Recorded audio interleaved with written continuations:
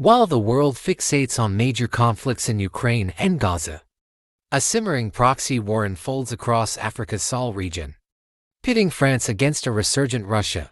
This complex struggle, intertwined with historical grievances, resource competition, and geopolitical maneuvering, has the potential to reshape the future of Africa and Europe. In July 2023, a military coup in Mali grabbed headlines for a moment, but it was just the latest chapter in a larger story.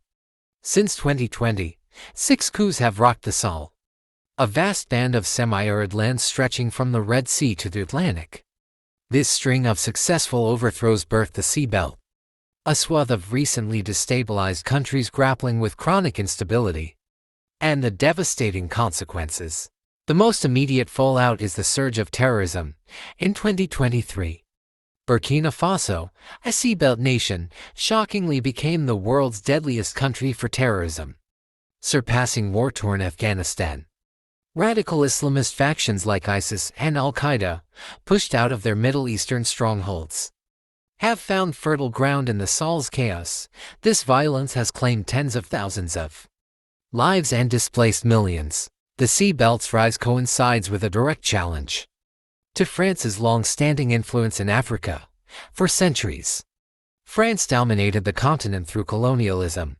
In the 19th century, they carved out a vast empire in West Africa, disregarding historical trade routes and ethnic boundaries.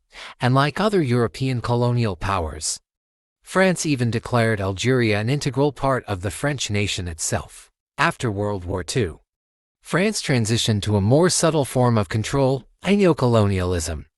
They established the CFA franc, a currency tied to the French franc, across their former colonies. This system allowed France to import raw materials cheaply from these resource-rich countries and sell them finished goods at inflated prices. The facade of independence began to crumble in the 1950s and 60s with rising independence movements. France, however, wasn't about to cede control easily. They propped up puppet leaders and negotiated cooperation agreements with newly independent nations. These agreements, often one-sided, encouraged continued use of the CFA franc, effectively tying these economies to France's apron strings. Guinea, under the leadership of Sékou Touré, dared to reject these agreements and the CFA franc, famously declaring, "We prefer poverty and freedom to riches and slavery." France responded with brutal retaliation, crippling Guinea's economy and demonstrating the consequences of defying the neocolonial order. Just before independence negotiations with its colonies, France discovered a treasure trove of vast uranium deposits in Niger. This high-quality uranium became a cornerstone of France's nuclear energy program, crucial for achieving strategic autonomy from both the US and the Soviet Union. France ensured a steady flow of this critical resource through exploitative deals with French multinational companies. Niger, despite being a significant uranium producer, derives minimal benefit. Mineral mining, including uranium, accounts for a mere 3% of its GDP, highlighting the lopsided nature of these arrangements. The recent coups in the Sea Belt mark a turning point. As French troops were expelled, a new player emerged on the scene, the Wagner Group, a Russian private military company.